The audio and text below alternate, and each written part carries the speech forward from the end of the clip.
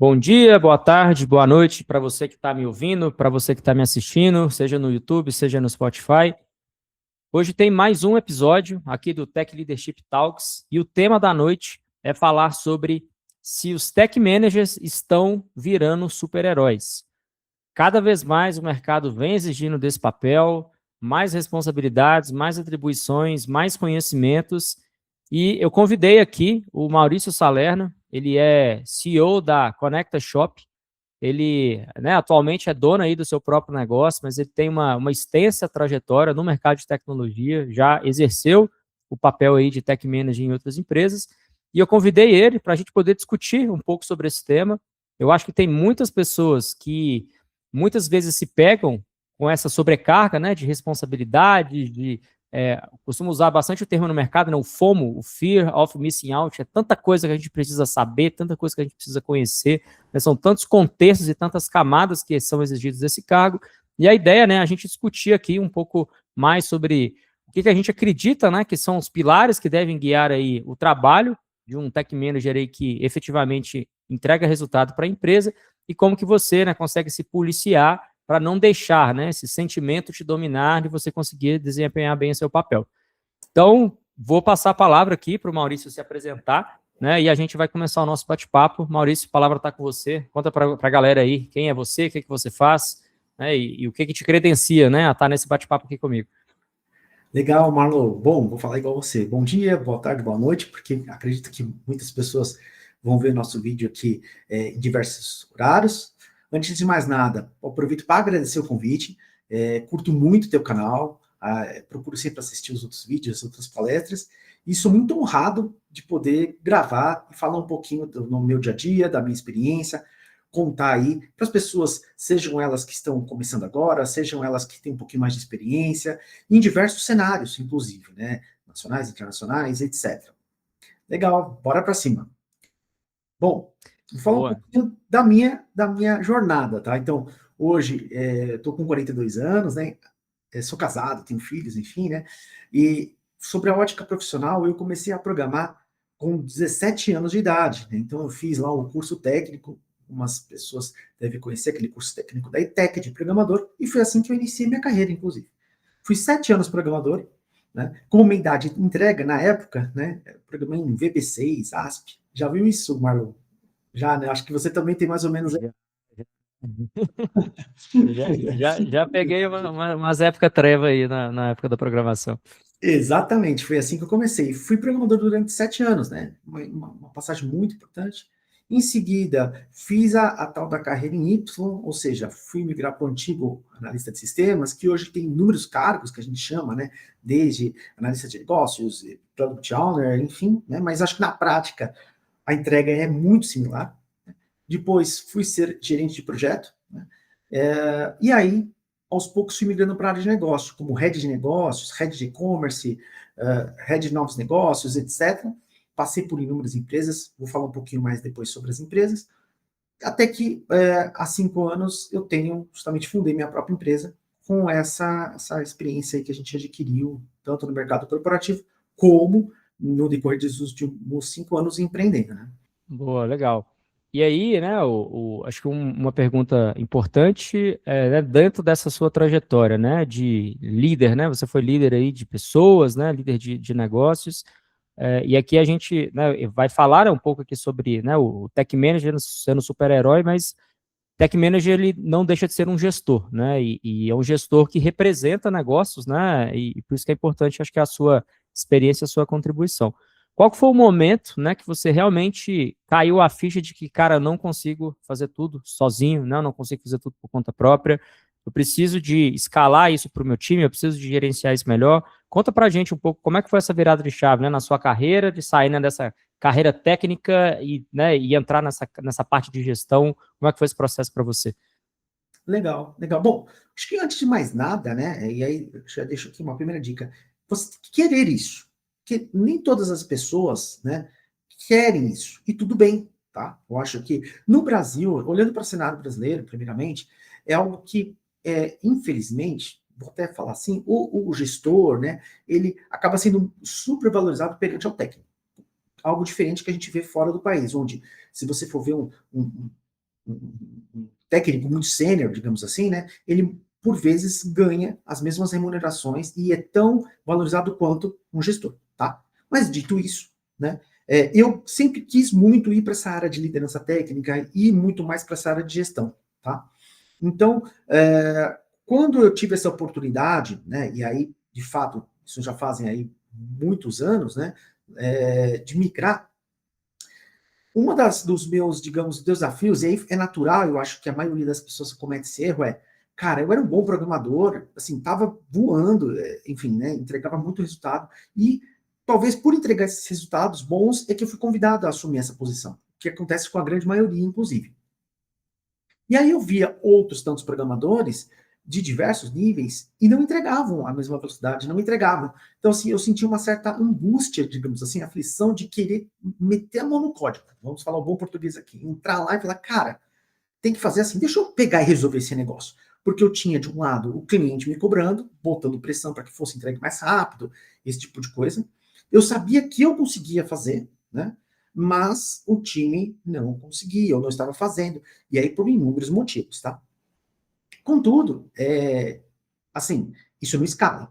Sem dúvida, isso não vai escalar. E até eu me senti até de certa forma, poxa, eu estou trabalhando aqui e o cara do lado que deveria estar entregando está tranquilo. Então você percebe que, claro, existe sim o programador júnior que precisa de ajuda, né? Ou aquela pessoa que ainda está aprendendo. Mas o teu papel como líder é fazer com que o time esteja motivado, o time ande com as próprias pernas e consiga se resolver. Você, aí eu digo assim, algumas lições aqui, acho que você como líder tem que trabalhar menos no processo, né, e mais para o processo. O que eu quero dizer com isso? Poxa, se a gente tem uma esteira de desenvolvimento, por exemplo, né, desde o momento onde que você entra com a demanda, ela tem que ser analisada, ela tem que ser desenvolvida, tem que ser testada, né, numa esteira ágil, enfim, que tem paralelismos, versionamento, etc. Se você, claro que no início pode até ser que seja necessário você estar dentro do processo, por questão de apagar um incêndio, algo do tipo. Mas você sempre tem que mirar sair do processo, trabalhar para o processo. Ou seja, o que está fazendo, o que precisa ser feito para que aquele programador, aquele analista, enfim, aquele especialista em QA, possa ter uma produtividade maior. Pode ser um treinamento, inclusive até falando um pouco dos seus cursos, acho muito válido esses cursos técnicos mais especializados. Pode ser um treinamento? Pode. Putz, agora, né, nos dias atuais, temos a inteligência artificial. Como a gente pode usufruir da inteligência artificial para otimizar o trabalho? Será que, por exemplo, é necessário a gente trazer o negócio mais para perto? Enfim, então são diversas situações, até mesmo uma questão motivacional da própria pessoa, do próprio ser humano, né? Do indivíduo ali, né? Então, há várias ações e possíveis causas raízes, né, que a gente tem que explorar.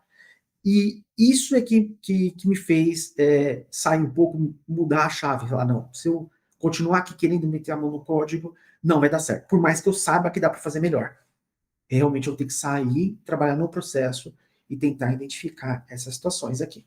E claro, podemos inclusive se aprofundar em cases práticos, em histórias aqui, para contar para você que ilustra um pouco dessas lições aí, que eu tive no decorrer da carreira.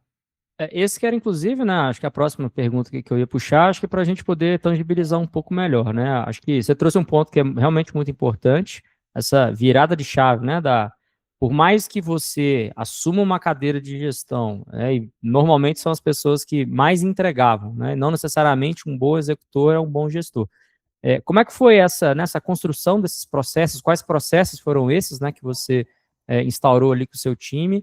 E qual que foi o momento, né, inclusive, de você entender que, pô, conseguimos estabelecer um processo, conseguimos estabelecer uma cultura, né, e a partir de agora estou confiante, né, de que eu posso delegar para o meu time, né, sem necessariamente trazer a responsabilidade 100% para mim. Claro, a responsabilidade do seu time sempre vai ser sua, mas a responsabilidade da execução não mais, né? Acho que essa que é uma das grandes viradas de chaves aí, né, para a gente voltar, né, depois acho que pro papel do super-herói, né? E uma coisa vai acabando puxando a outra aí.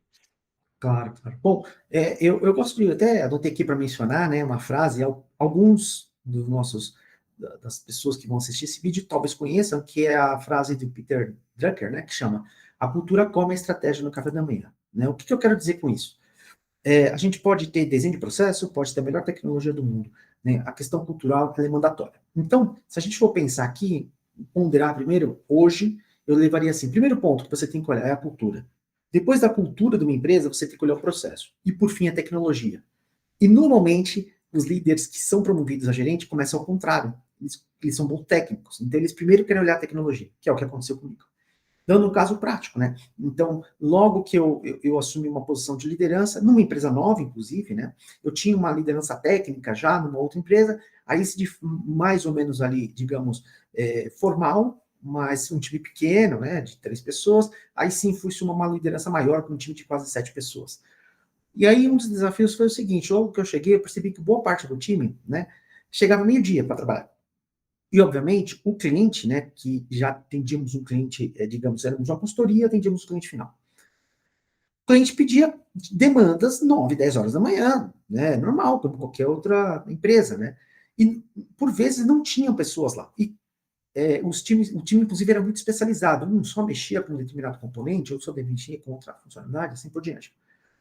E aí, os chamados acabavam caindo para mim, e eu não sabia como resolver. Então, assim, não tinha como resolver, inclusive, né? Então, no começo, eu procurei, erroneamente, digamos, entender mais sobre o código, entender para que eu fosse, digamos, uma espécie de um coringa ali, né? Para tentar se resolver tudo, o que não deu certo, foi um fracasso. E aí depois eu comecei a entender, cara, mas por que esse cara tá chegando meio-dia, né? O segundo sentimento foi, cara, vou mandar a equipe inteira embora, né? Também, graças a Deus, não fiz isso, porque esse é um segundo grande erro muito maior do que o primeiro, o que provavelmente ia acabar ocasionando, inclusive, a minha demissão. Não o cometi. O que eu fui foi procurar entender o porquê. E aí, entendendo o porquê. Porque a equipe acabou ficando, digamos, existia uma demanda do cliente, muita demanda do cliente fora da área comercial, porque é ali onde a loja, digamos, o e-commerce tinha menos movimento. Então, havia muito deploy fora da área comercial, havia muita coisa nesse sentido. E como era um time especializado, todo o time acabava tendo que ficar, né? Então, ficava aí até 9, 10 da noite. Consequentemente, você tinha duas situações. Primeiro, que a rotina fazia com que ninguém vai aguentar suportar trabalhar até 10 da noite todo dia e ter que chegar cedo. Então, essa primeira que é uma realidade. Segundo, que o próprio time percebia que não existia controle nenhum de banco de horas, controle nenhum enfim, horas extras, etc, né? Então, a pessoa mesmo, o ser humano, falava, poxa, eu não estou sendo recompensado por isso. Eu até fico, mas eu não vou. Eu vou chegar tarde no dia seguinte. Então, assim, ou seja, era muito mais questão cultural, se tornou uma questão cultural, né, do que propriamente a questão técnica. E aí, como que foi a resolutiva aqui, né?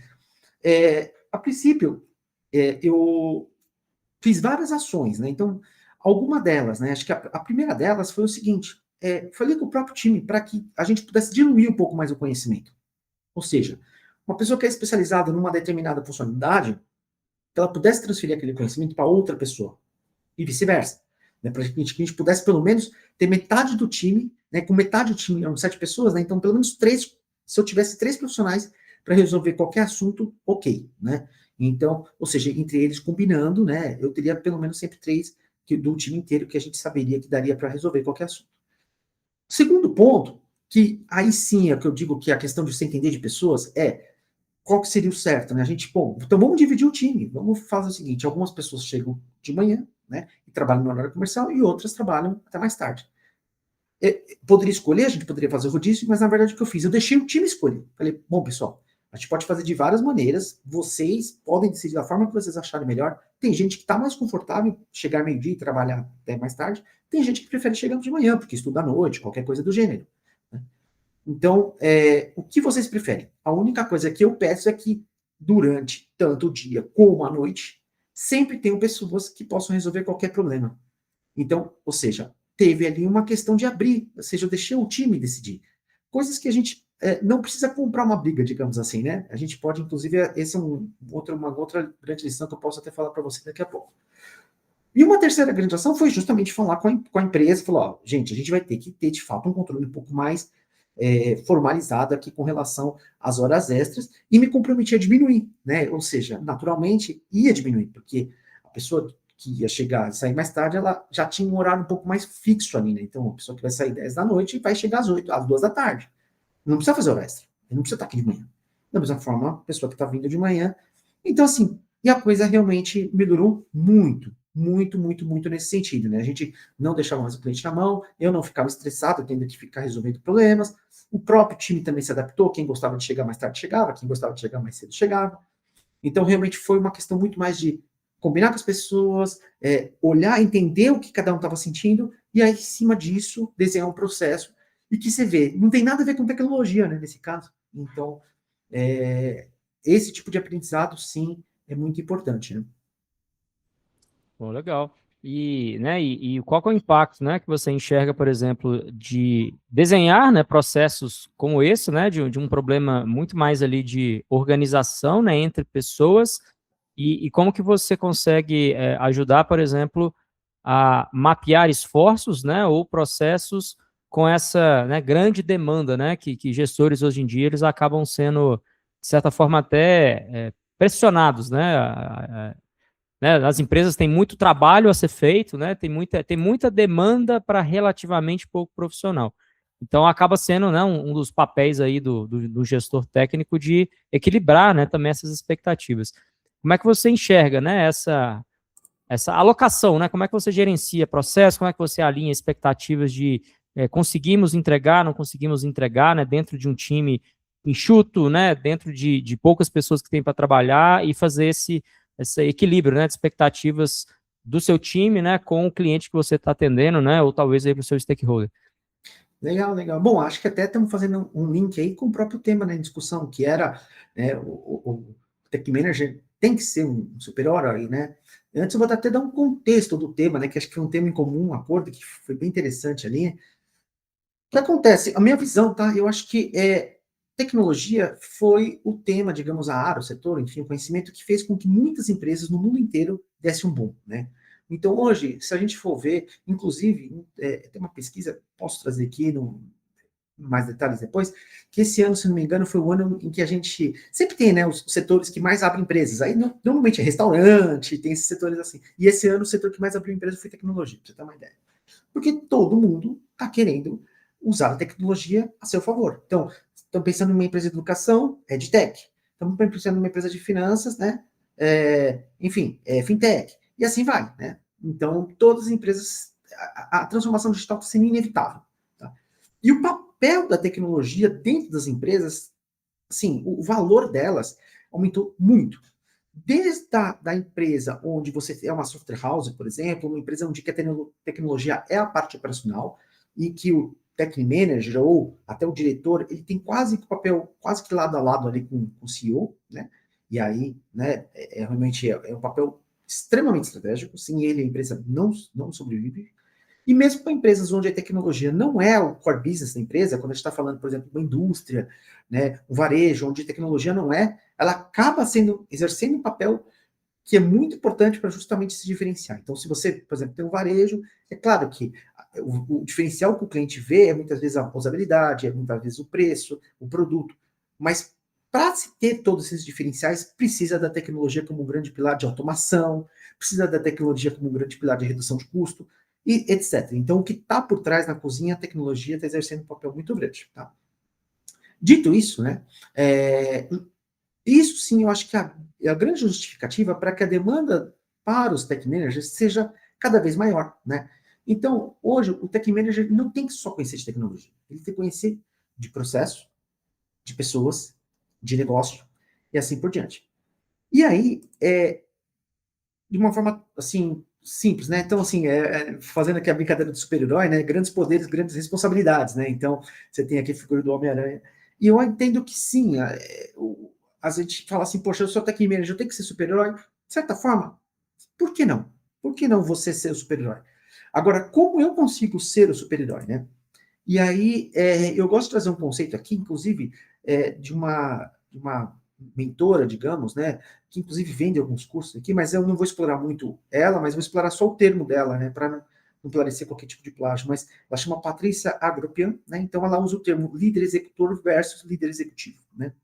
Então, o líder executor é aquele cara que ele recebe a demanda, né, ele olha para o time dele e fala assim, ó, eu tenho um time limitado, eu tenho um time, sei lá, esse é meu time, eu vou fazer o que é possível caber nesse time. Tá? Esse é um líder executor. Né? Aquele cara que pensa em entregar o que foi pedido e com o que ele tem na mão, tá?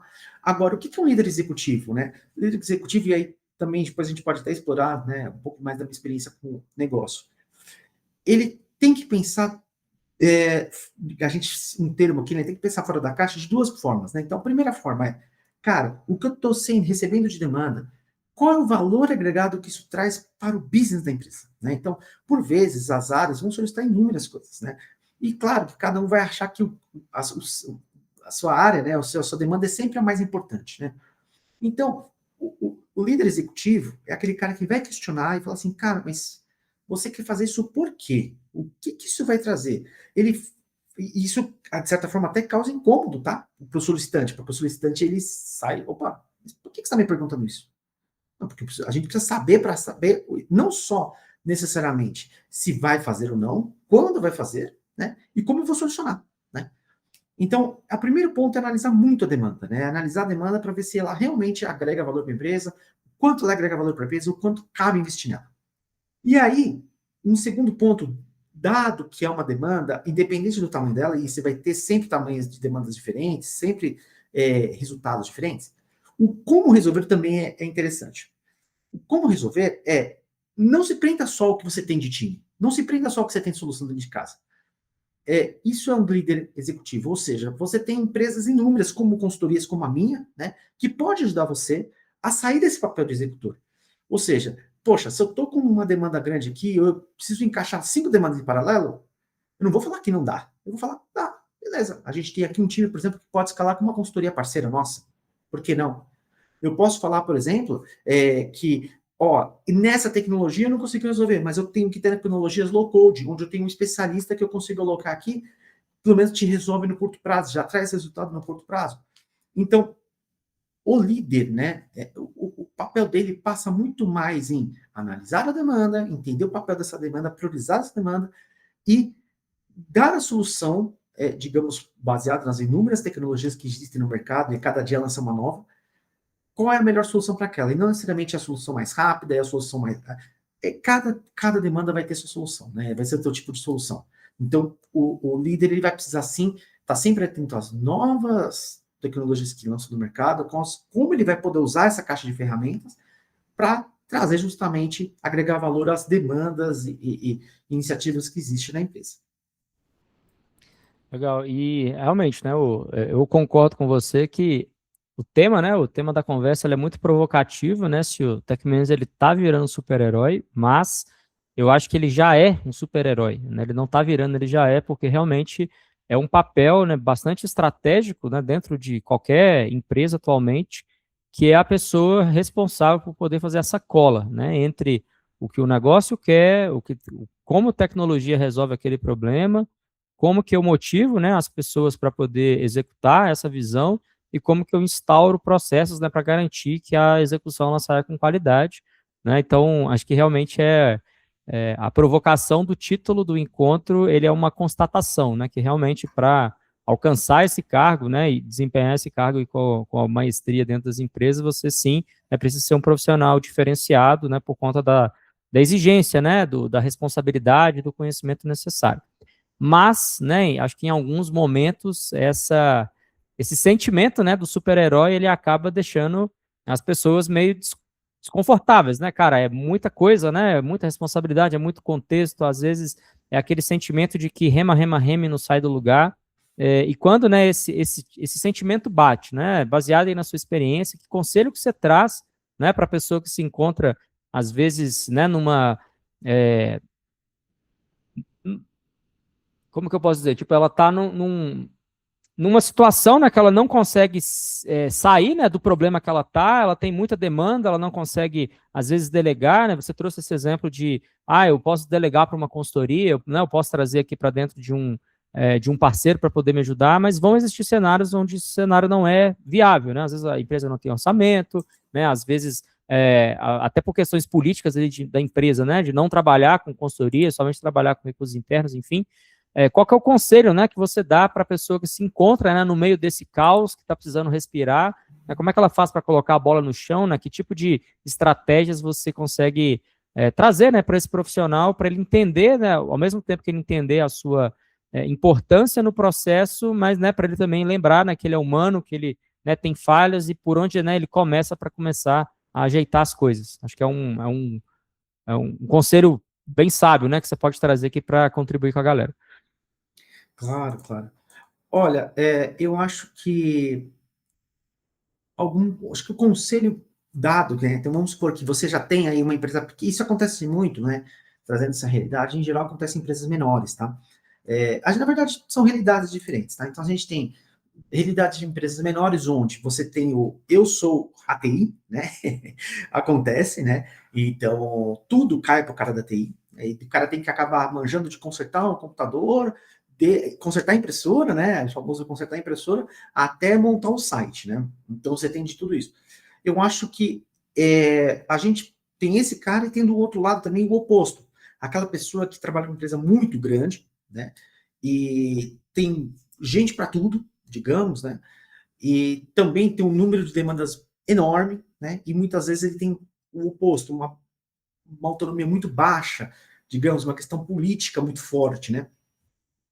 Então são decisões, são dicas diferentes, até porque eu já trabalhei nos dois tipos de empresas, e trabalhei em empresas médias também, né? Enfim, mas eu vou tentar jogar dois extremos aqui. Então, assim, quando você está numa empresa muito pequena, né, onde justamente você é o cara da TI, esse tipo de coisa, acho que um exercício que você tem que fazer é justamente sempre trabalhar com o famoso MVP, né?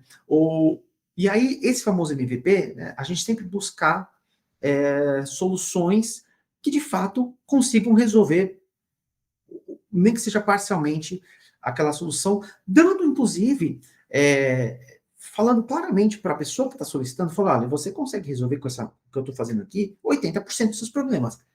Aí os outros 20, cara, os outros 20 você vai ter que fazer manualmente, você vai ter que digitar, você vai ter que... Poxa, mas mas não tem volume, né? Então, assim, se a gente for pensar, por exemplo, em um negócio hipotético, claro, eu estou com um problema em emissão de nota fiscal no sistema, tá bom. Qual que é o problema? O problema é que está com problema na emissão de nota fiscal no limite de cliente nenhum, tá bom. Então a gente conserta o problema de nota fiscal, mas, sei lá, hipoteticamente, para clientes novos, não vai dar para fazer agora. Tudo bem? Ah, nossa, mas eu vou ter que fazer na mão? Sim, mas quantos clientes novos caem por dia? 2. Poxa, então não é um grande esforço você fazer 2 clientes na mão. Então, empresas pequenas, em geral, elas não têm volume. Então, ou seja, é tratar muito no essencial. É aceitar que dá para ser feito trabalho manual porque não é volume, não tem volume. Né? Então, e aí vale para tudo, tá? Acho que é um primeiro ponto para você avaliar aí quando você for uma empresa pequena, tratar aí com os seus pedidos, né? Logicamente, você sempre tem que estar, de certa forma, buscando parceiros, tá? Então, assim, poxa, cara, eu não estou conseguindo consertar a impressora. Pô, será que não existe um especialista em consertar a impressora que a gente possa contratar pontualmente? Não precisa ter um contrato de mensalidade, mas um contrato pontual, por exemplo, né? Então, a gente também tem que entender esse tipo de situação, né?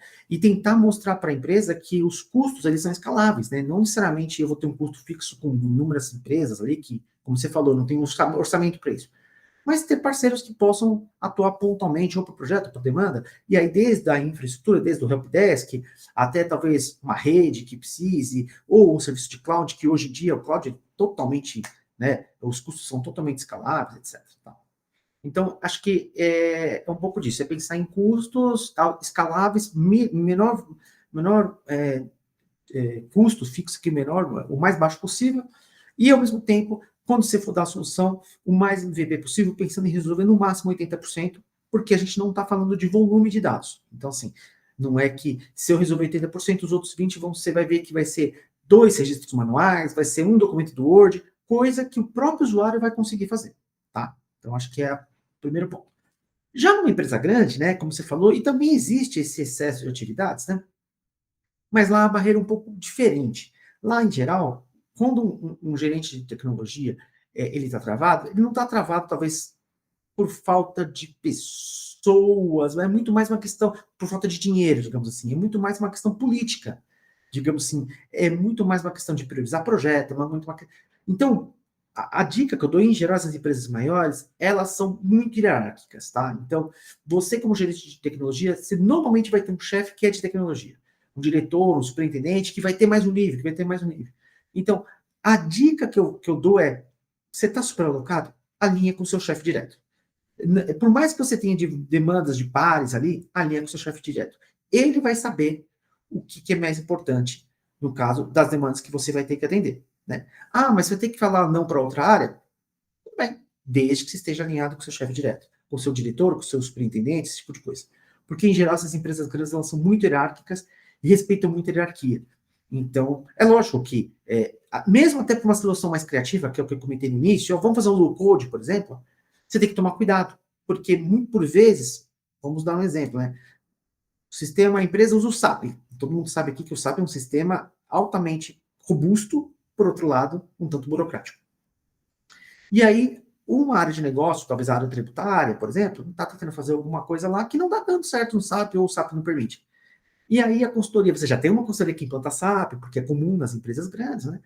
Só que a consultoria já está com um backlog gigante, você não tem autonomia para colocar na frente.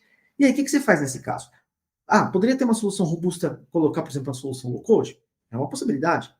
Mas isso, aí o que acontece? Que eu falo da questão da burocracia. Mas isso esbarra nas questões da governança da empresa. Eu posso usar N-N, por exemplo, numa solução temporária tributária, você precisa consultar outras áreas.